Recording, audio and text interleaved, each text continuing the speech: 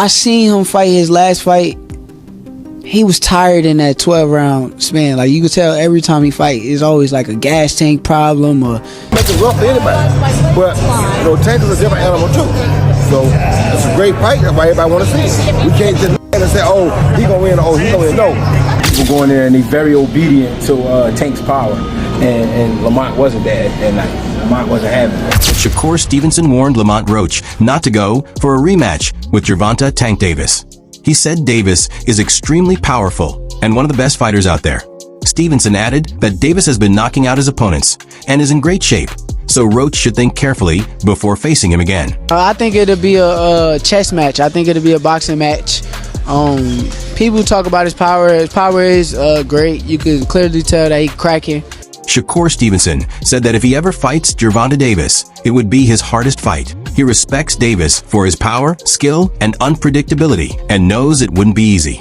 Stevenson sees Davis as a serious opponent who could really push him to his limits. What would be your hardest matchup? Devin Haney, Tank, or would it be Ryan Garcia?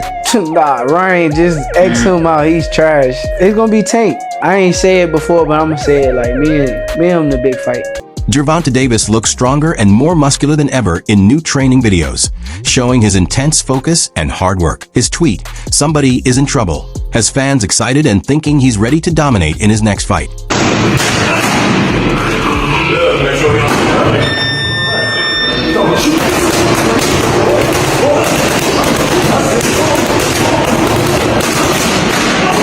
Roy Jones Jr. called Gervonta Davis a different kind of fighter. He said the upcoming fight could go either way, but believes Davis's power and skill will stand out. Jones thinks Davis will take control and show why he shouldn't be underestimated. Saturday night, Gervonta Davis versus Lamont Roach. What are we expecting from this fight? Well, we're expecting Gervonta to just continue to show us his dominance and show us who he really is. It's really a coming out party for Roach because we haven't seen him a lot. So he gets to show people what he has too.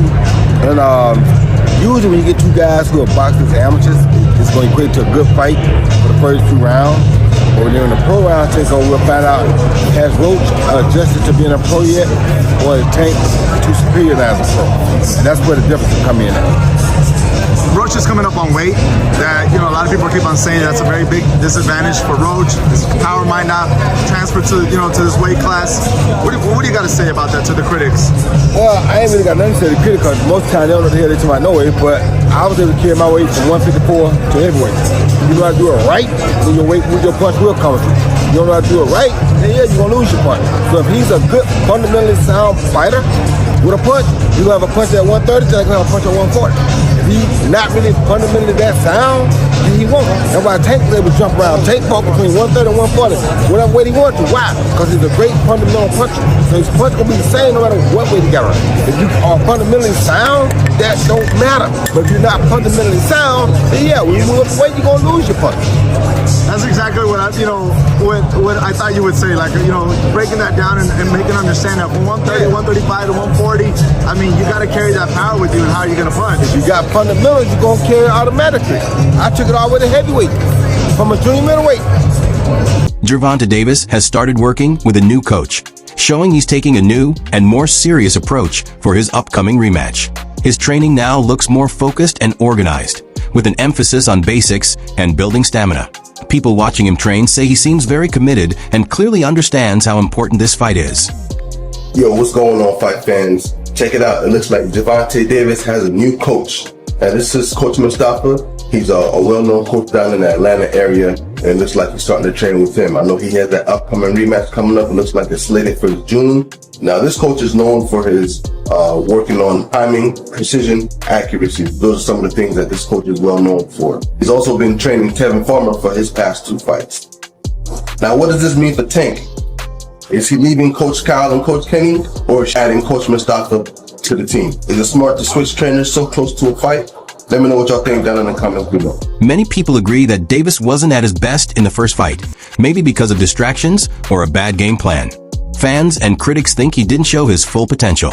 Now, with his reputation on the line, Davis looks focused on proving himself. His recent actions show he wants to make a strong statement in the rematch, not just win. This time, he's aiming to leave no doubts and offer no excuses. So breaking news, Tank Davis vs. Lamont Roach 2 is set for August 16th in Las Vegas. And this is a rematch of one of the most controversial fights in recent memory, where Roach arguably won 7 to 8 rounds of that fight, and then Tank took a voluntary knee in round 9, which wasn't ruled a knockdown, but ultimately, it was scored a majority draw. Now in the rematch, I do expect Tank to look much better than he did in the first fight. I don't think that was his best performance by any means, and that means being more active in the early rounds, not just staying on the ropes looking for counters. And I'm sure he'll be willing to exchange more with Roach this time around. The left hands, the combinations, the body shots, that's where he had the most success in the first fight. And Roach, he just needs to stick to what made him so successful in the first fight.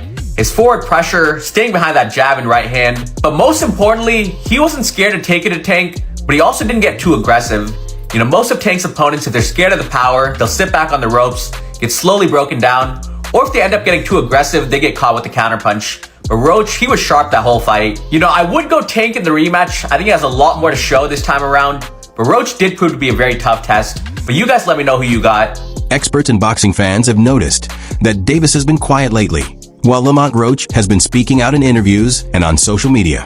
Many believe Davis is staying silent on purpose, focusing fully on training and improving. The contrast between Roach talking and Davis staying quiet has led to talk that Davis is planning something big for the rematch. Oh yeah, so we hearing that they got the fight set and scheduled, and it's going to be in Vegas, and it's going to be this August. So yeah, it's basically just been reported. And I'm not gonna lie, we knew it was gonna happen because they both said they down to do it. They both said they got to do the rematch because it was too close. All I'm gonna say is I'm hoping that boy Tank, because he been quiet lately. Lamont, you been yapping. Talking about you should have won. You keep dwelling on that little almost close win. That boy Gervonta, that Tank, he been... We ain't never seen Tank in this mode. I will say that Lamont, you're a very skilled fighter. But you should be nervous because we ain't never seen Tank like this. He quiet. Like, he's literally hushed, bro. You just see him training. And now out of nowhere, he's like, hey, bro, we can set the fight up. That's actually dangerous. That's actually dangerous when you think about it. Like, dude ain't said a word. Even once the fight was over and press, he got the little hat on. He like, yeah, I mean, we could do the rematch. And he said it. I'm going to go in the gym and I'm going to train. I'm going to just be quiet and work. Good match to Lamont. I ain't going to lie. If I was Lamont, I'll be a little nervous. You ain't got to be scared, but I will be a little nervous because usually Tank, he the one that's like, yeah, don't bring your moms to the fight. Don't bring your people to the fight. Dude been real hush-hush lately. I'm not going to lie, y'all. They said the fight set up for August. I might have to go to this one in person. And August is my birthday month. I might have to go to this one in person, bruh. Because this right here, at this point, they're rivals now. This is like the perfect boxing story. They come from the same side of the the mat, come from the same gym and camp. I'm not gonna lie, they've been at it since they was kids.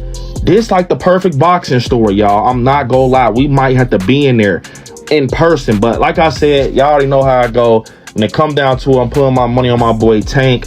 Lamont, you definitely are skilled, and I'm going into this fight knowing that basically I know you gonna put up a good one.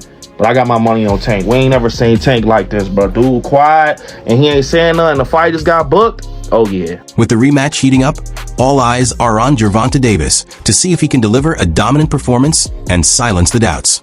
Between his intense training, new coaching approach, and quiet focus, fans are expecting something big. Will Tank prove he's still the top force in the ring? Stay tuned to find out.